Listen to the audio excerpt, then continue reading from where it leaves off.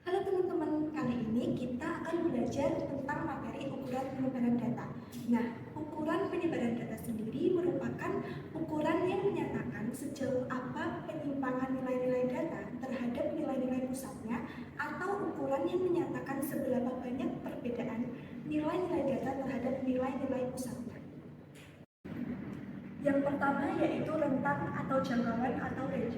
Nah, rentang ini adalah selisih antara angka data tertinggi dan angka data terendah.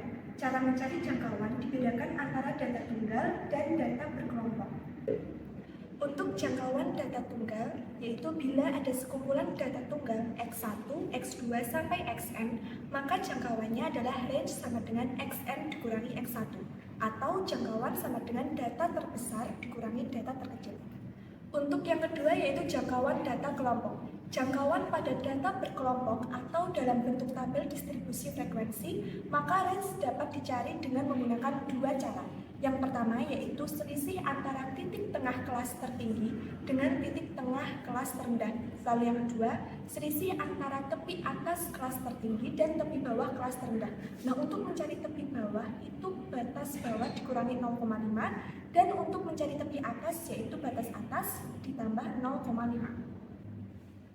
Untuk contoh pada jangkauan data yang kelompok, yaitu pada tabel di atas terdapat 4 kelas. Untuk kelas yang pertama, intervalnya yaitu 100 sampai 199, untuk frekuensinya yaitu 2. Untuk kelas yang kedua yaitu 200 sampai 299 dan frekuensinya 5.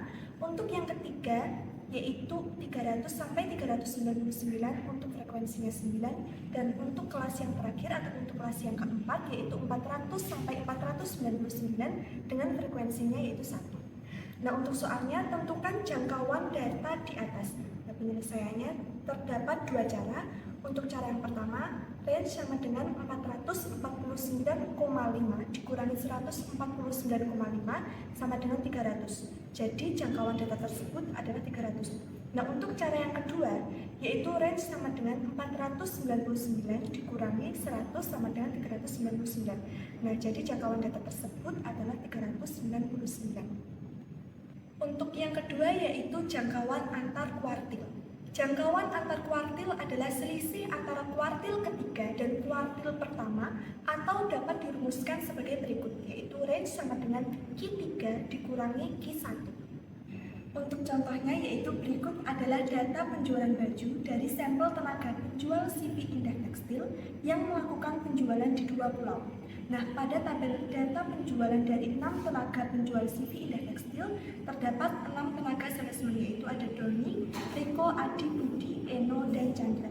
Untuk Doni, itu pada Sumatera itu ada 90.000 dan Kalimantan 160.000. Untuk Riko pada Sumatera ada 110.000 dan Kalimantan 140.000. Untuk Adi pada Sumatera terdapat 220.000 dan Kalimantan 150.000. Untuk Budi pada Sumatera terdapat 140.000 dan pada Kalimantan terdapat 150.000. Untuk Eno pada Sumatera terdapat 160.000 dan pada Kalimantan terdapat 170.000. Dan yang untuk Chandra pada Sumatera terdapat 180.000 dan untuk Kalimantan terdapat 130.000.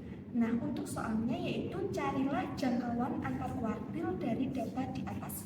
Untuk penyelesaiannya yang Sumatera yaitu kita hitung kuartil pertama. Nah, untuk kuartil pertama kita hitung dulu N plus 1 per 4 sama dengan 7 per 4 atau sama dengan 1,75. Kemudian baru kita hitung 90.000 ditambah 110.000 dikurangi 90.000 dikali 0,75 sama dengan 105.000. Nah, untuk yang kuartil 3, 3N plus 1 per 4 itu sama dengan 21 per 4 atau 5,25. Maka 180.000 ditambah 220.000 dikurangi 180.000 dikali 0,25 sama dengan 190.000. Nah, maka jarak antar kuartil itu sama dengan 190.000 dikurangi 105.000 sama dengan 85.000. Untuk yang Kalimantan, kuartil pertama sama dengan 130.000 ditambah 140.000 dikurangi 130.000 dikali 0,75 sama dengan 137.500. Kemudian untuk yang kuartil ketiga, 160.000 ditambah 170.000 dikurangi 160.000 dikali 0,25 sama dengan 162.500. maka jarak antar kuartil sama dengan 162.500 dikurangi 137.500 atau sama dengan 25.000. Jadi, jarak antar kuartil data Sumatera dan Kalimantan berturut-turut adalah 85.000 dan 25.000. Untuk yang ketiga yaitu relatas simpangan. Relatas simpangan atau deviasi rata-rata merupakan nilai rata-rata dari nilai mutlak selisih antara nilai data pengamatan dengan rata-rata hitungnya. Cara mencari deviasi rata-rata dibedakan antara data tunggal dan data berkelompok. Untuk menghitung relatas simpangan data tunggal dapat menggunakan rumus berikut ini, yaitu MD sama dengan sigma dari mutlak XI dikurangi X bar untuk I sama dengan 1 sampai N dibagi N. Nah, untuk MD itu sama dengan deviasi rata-rata, XI-nya yaitu data ke I, X bar sama dengan rata-rata, dan N-nya yaitu banyak data. Nah, untuk menghitung relatas simpangan data kelompok dapat menggunakan rumus berikut. MD sama dengan sigma FI dikali mutlak XI dikurangi X bar untuk I sama dengan 1 sampai N dibagi oleh sigma FI untuk I sama dengan 1 sampai N. Dengan MD itu deviasi rata-rata, XI-nya yaitu data ke I, X bar-nya sama dengan rata-rata, N-nya itu banyak data, dan NI yaitu frekuensi data ke I. Nah, untuk contohnya, hitunglah relatas simpangan data di bawah ini. Untuk memudahkan perhitungan, kita dapat menambahkan tabel XI dikali FI, tabel mutlak XI dikurangi X bar, dan tabel FI dikali mutlak XI dikurangi X bar. Nah, sehingga kita hitung rata-ratanya 201 per 30 sama dengan 6,7. Kemudian kita masukkan ke dalam rumusnya, yaitu MD sama dengan sigma FI mutlak XI dikurangi X bar untuk I sama dengan 1 sampai N dibagi oleh sigma FI untuk I sama dengan 1 sampai N. Nah, sehingga diperoleh hasilnya yaitu 114,4 dibagi 30 sama dengan 3,81. Jadi relatas simpangan data tersebut adalah 3,81. Untuk ukuran penyebaran data yang keempat yaitu ada variansi. Variansi adalah rata-rata hitung dari deviasi kuadrat setiap data terhadap rata-rata hitungnya. Variansi menunjukkan keragaman nilai dalam sebuah data. Kemudian variansi itu dibedakan menjadi dua, yaitu ada variansi untuk populasi yang disimbolkan dengan sigma kuadrat dan ada variansi untuk data sampel yang disimbolkan dengan S kuadrat. Terdapat dua rumus untuk variansi data tunggal. Yang pertama, untuk populasi dengan N lebih dari 30, rumusnya adalah sigma kuadrat sama dengan sigma XI dikurangi mu kuadrat untuk I sama dengan 1 sampai N dibagi dengan N. Kemudian yang rumus yang kedua adalah untuk data sampel, di mana N kurang dari atau sama dengan 30. Rumusnya adalah S kuadrat sama dengan sigma XI dikurangi X bar kuadrat untuk I sama dengan 1 sampai N dibagi dengan N-1. Selanjutnya, untuk variasi data kelompok terdapat dua rumus juga. Yang pertama, untuk populasi, yaitu dirumuskan sigma kuadrat sama dengan sigma FI dikali XI dikurangi mu kuadrat untuk I sama dengan 1 sampai N dibagi dengan sigma FI di mana I sama dengan 1 sampai N. Untuk rumus yang kedua, yaitu untuk data sampel, dirumuskan S kuadrat sama dengan sigma FI dikali XI dikurangi X bar kuadrat untuk I sama dengan 1 sampai ke N dibagi dengan sigma FI untuk I sama dengan 1 sampai N dikurangi 1. Untuk ukuran penyebaran data yang kelima ada standar deviasi. Standar deviasi atau simpangan baku adalah ukuran penyebaran yang paling sering digunakan. Standar deviasi menunjukkan seberapa dekat nilai-nilai data menyebar atau berkumpul di sekitar rata-ratanya. Standar deviasi merupakan akar dari variansi, sehingga dapat dirumuskan S sama dengan akar dari variansi. Nah, selanjutnya kita masuk ke contoh soal dari variansi dan standar deviasi untuk data kelompok. Contohnya adalah, tentukan variansi dan standar deviasi dari data nilai ujian statistika 100 mahasiswa. Dapat dilihat di tabel berikut. Kemudian untuk penyelesaiannya kita dapat menambahkan beberapa kolom. Yang pertama adalah kita dapat menambahkan kolom XI, kemudian kolom FI dikali XI, kemudian kolom XI dikurangi mu, kolom XI dikurangi mu kuadrat, dan yang terakhir adalah kolom FI dikali XI dikurangi mu kuadrat.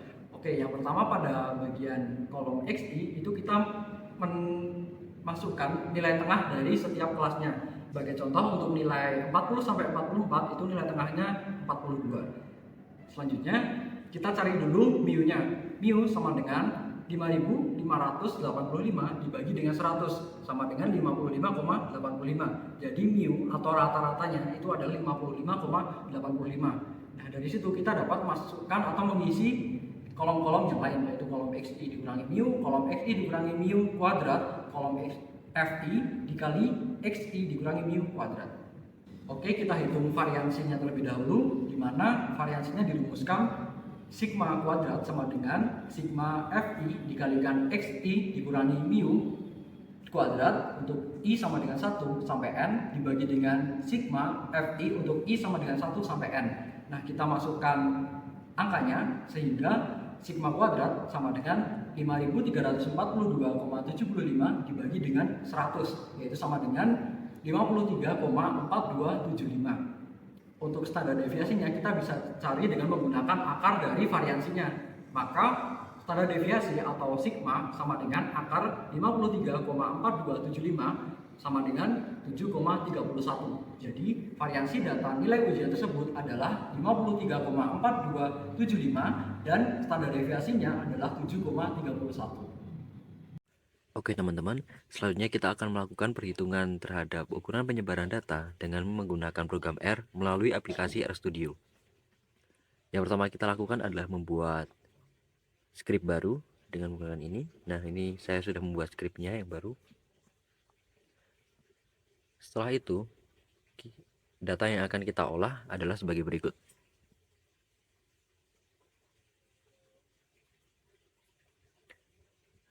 Oke, dari data tersebut, yang pertama kita lakukan adalah menginputkan nilai-nilainya.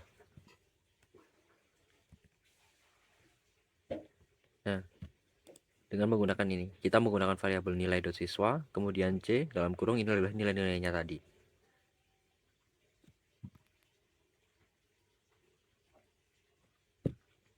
Setelah menginputkan nilai, maka yang akan kita lakukan adalah mengurutkan datanya. Nah, mengurutkan data, yaitu tadi variabelnya nilai.siswa sama dengan sort nilai siswa. Nah, kita menggunakan perintah sort untuk mengurutkan data. Setelah mengurutkan data, kita perlu untuk menampilkan data. Jadi nanti setelah dikompil, datanya akan ditampilkan dengan menggunakan perintah print seperti ini. Print terus variabelnya yaitu nilai.siswa. Setelah itu, yang pertama adalah kita akan melakukan perhitungan jangkauan atau kita akan menghitung jangkauan.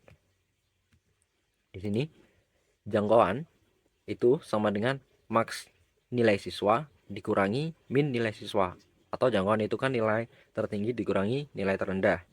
Kemudian print jangkauan. Nanti kita tampilkan jangkauannya. Kemudian kita akan menghitung jangkauan antar kuartil. Nah, jangkauan antar kuartil di sini di programmer sudah ada rumusnya sendiri, yaitu IQR nilai siswa. Nah, nilai siswa ini bisa diisi dengan variabelnya. Kemudian kita print antar kuartil. Setelah itu kita menghitung rata simpangan. Nah, rata simpangan di program R ini tidak memiliki rumus khusus.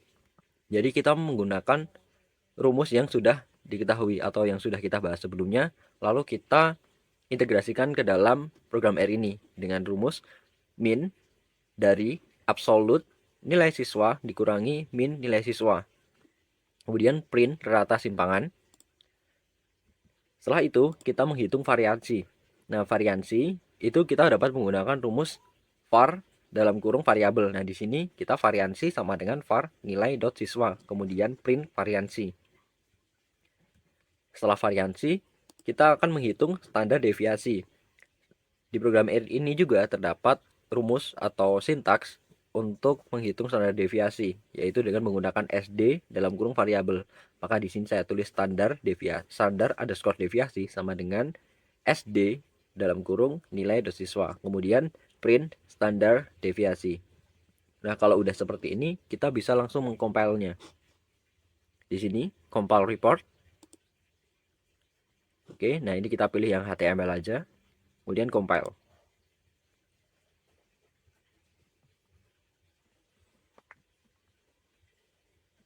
Nah, di sini sudah muncul hasilnya ya teman-teman. Yang pertama ini kita dimintakan nilai siswa, kemudian kita urutkan dan kita tampilkan hasilnya adalah ini. Ini data yang sudah urut dari terkecil dan terbesar. Kemudian jangkauannya, dia juga dari nilai tertinggi dikurangi nilai terendah, itu nanti hasilnya 60.